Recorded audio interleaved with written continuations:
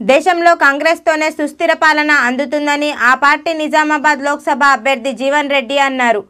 ఎడపల్లి రేంజల్ మండలం సటాపూర్లలో శనివారం నిర్వహించిన కార్యకర్తల ఆత్మీయ సమ్మేళనంలో ఆయన మాట్లాడారు.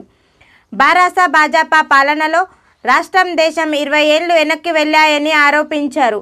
రాష్ట్ర ప్రభుత్వం నిజాం చక్కెర కర్మాగారాన్ని తెరిపించేందుకు ప్రయత్నం చేస్తుందని ఆయన అన్నారు. లోక్సభ ఎన్నికల్లో కాంగ్రెస్ పార్టీ గెలిస్తే 2 లక్షల రూపాయల రుణమాఫీని దేశవ్యాప్తంగా అమలు చేస్తామని వారు తెలిపారు. ఈ సందర్భంగా ఎమ్మెల్యే సుదర్శన్ రెడ్డి మాట్లాడుతూ రైతులను ఇబ్బందికి గురి చేసే బీజేపీ 10 ఏళ్ల పాటు రజాకారుల పాలన సాగించిన బీఆర్ఎస్ పార్టీలకు ఓటుతో బుద్ధి చెప్పాలని అన్నారు. ఈ కార్యక్రమంలో Urdu academy chairman Taher, ZP vice chairman Rajitha Yadav, Edapalli మండల కాంగ్రెస్ పార్టీ అధ్యక్షుడు పులి శ్రీనివాసరావు, కాంగ్రెస్ పార్టీ నాయకులు బిల్లా రామ్మోహన్, ఈరంటి లింగం, మల్కారెడ్డి, కామప్ప, భాస్కర్ రెడ్డి, సత్యనారాయణ, యువజన నాయకులు ఫర్హాన్ మరియు పార్టీ నాయకులు కార్యకర్తలు పాల్గొన్నారు.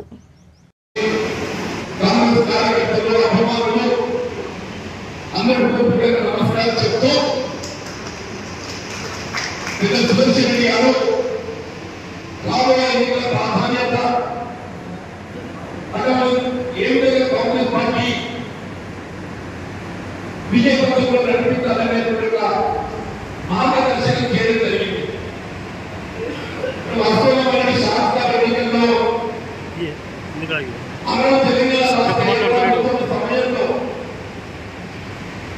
ఏ ఉత్తమ ఆకాంక్షలు నెరవేర్చబడాలని భావించడం జరిగిందో ఆ ఉత్తమ ఆకాంక్షలు నెరవేర్చబడాలంటే ఉత్తమ నాయకుల భావించే కేసీఆర్ సాధ్యమవుతుందని 2 పర్యాయాలు అవకాశం ఇచ్చింది.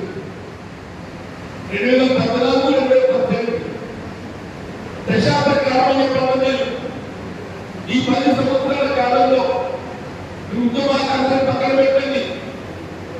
ఎంతవరకు ఆయన స్వార్థ ప్రయోజనం ఆయన కుటుంబ ప్రయోజనాలకు పరిమితం కావడంతో మన ఎన్నికల్లో శాసనసభ ప్రజానిక మార్పు ఏ తెలంగాణ రాష్ట్ర ఏర్పాటు చేయడంలో కాంగ్రెస్ పార్టీ చోటు తీసుకుంటుందో అటువంటి కాంగ్రెస్ పార్టీ అవకాశం ఇవ్వాలని బాగా తలపుకొని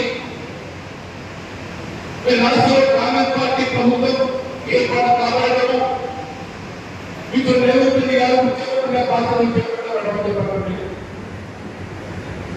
స్థానిక సుదర్శన్ గారు శాసనసభ్యులుగా మీ అందరి కృషితో గెలుపుతామని చెప్పండి. ఈ 4 మాసాల కాలంలో చెప్పండి ఎన్నికల్లో చేసినటువంటి ఒక వాగ్దానాలు ప్రణాళిక ఇంత తక్కువ సమయంలో ఏ రాష్ట్రమే కానీ జాతీయ స్థాయిలో కానీ అమలు చేయడం చెప్పంటే అతిశయం కాదు. ప్రతిపక్షాలు చాలా మాట్లాడుతుంటాయి. వాళ్ళ ఎన్నికల ప్రణాళిక అమలు చేయడం వాళ్ళ ఎన్నికల్లో చిత్తశుద్ధి కమిట్మెంట్ ఉండదు. చేసిన తక్కువ ఎన్నికల్లో ఏదో చెప్పండి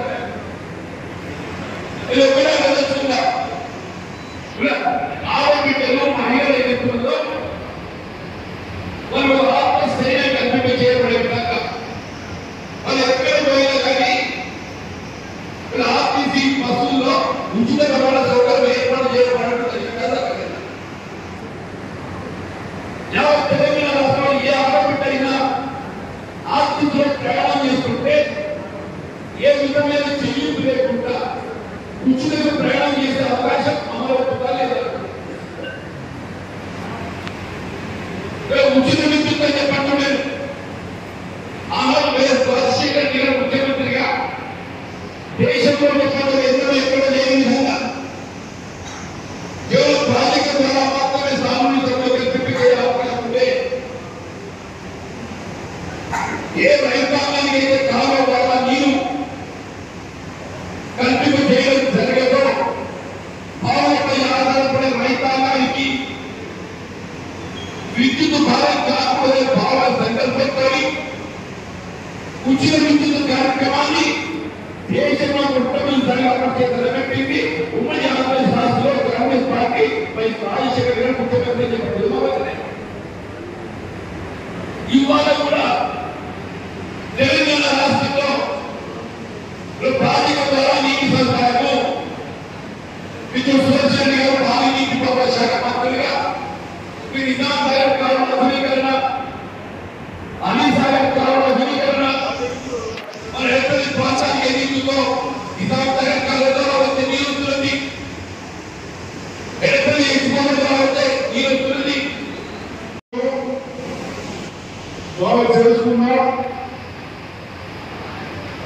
గతంలో 10 సంవత్సరాలు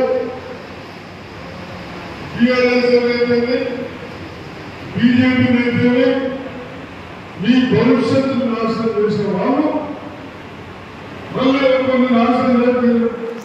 మంత్రులు కలిపారు, ముందు కట్టారు, ఇంకొకరు ఉన్నారు. ఎక్కడ కూడా 10 సంవత్సరాలు లేకుండా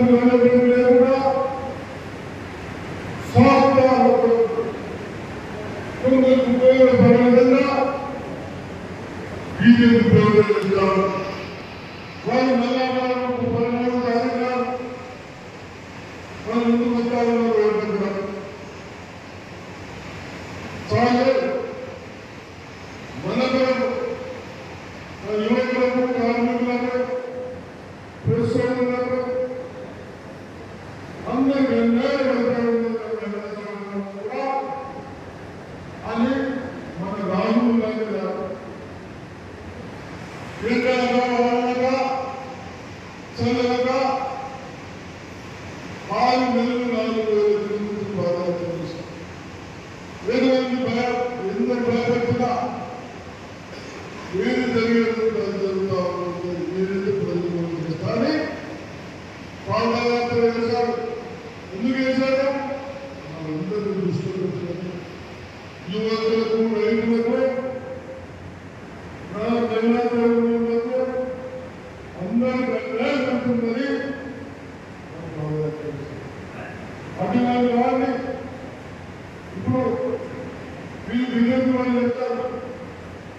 అప్పే బాద్ 400 తీసుకున్నాయి. 450 కేవలం 150 సీట్లు బిజెపి వస్తారు. 150 సీట్లను ప్రభుత్వం ఏర్పాటు చేస్తారా? ఏమో అంత ప్రశాంత మళ్ళీ ఏం చేసినా ఏమైనా ప్రచారం చేసినా ఏ కులాలు మతాలను చెప్పినా మనము మన స్వార్థాలు మన పిల్లల భవిష్యత్తు ఈ 10 సంవత్సరాలు మన 70 సంవత్సరాలు పాలించబడుతుందంటే ఈ 10 సంవత్సరాలు పాలించబడుతున్నారు. బ్రిటిష్ వారు ప్రజాకరణ జనాలు అదా మనం కోరుకున్నది, అదా మనం ఓటేసి మీకు మంచి జరుగుతుందన్నా కానీ ఇక్కడే ఉన్నారు. ఎందుకంటే మనందరూ బాగుపడాలి, బాగుండాలి. అప్పాబాద్ వ్యవసాయాలకు పోకుండా వ్యవసాయం చేసినప్పుడు 200% తల్లి వెళ్ళినా అది రాలేదా? కోతలం జాతీయులు రాలేదా? పండుగ రాలేదా? ఏమీ లేవు. వ్యవసాయాలు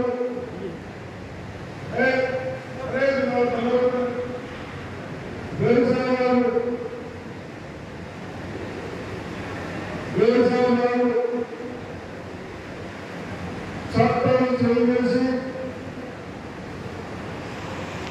మన స్వార్థాలు మనం చట్టాలు పెడితే పంజాబ్, హర్యానా స్టేట్ కనీసం 6 నెలలు రోడ్ల పైన కూర్చున్నా కనికరించలేదు. వాళ్ళు ఇబ్బంది పెట్టారు. భవిష్యత్తు ఇలా ప్రజాస్వామ్యం మన బ్రిటిష్ వాళ్ళకు వీళ్ళకి ఏర్పడడం దయచేసి మీరందరూ ఆలోచించండి. చదువుకున్నారు ప్రశ్నలకు ప్రశ్నిస్తున్నారు. వాస్తవాలు ఏంటి, వాస్తవాలు చూపేది, వాస్తవాలు చూపించి మంచిగా చేసుకోవాలి. మనం పూజిస్తాం, మనం సహకరిస్తాం. దుర్మార్గుని దుష్ట శక్తులని బయటపెట్టాం. ఏమి కొత్త రాష్ట్రం లేదు. బంధువులు నిలిచేది లేదు, చాలు నిలిచేది, తర్వాత నిలిచేది కేవలం ఓటు.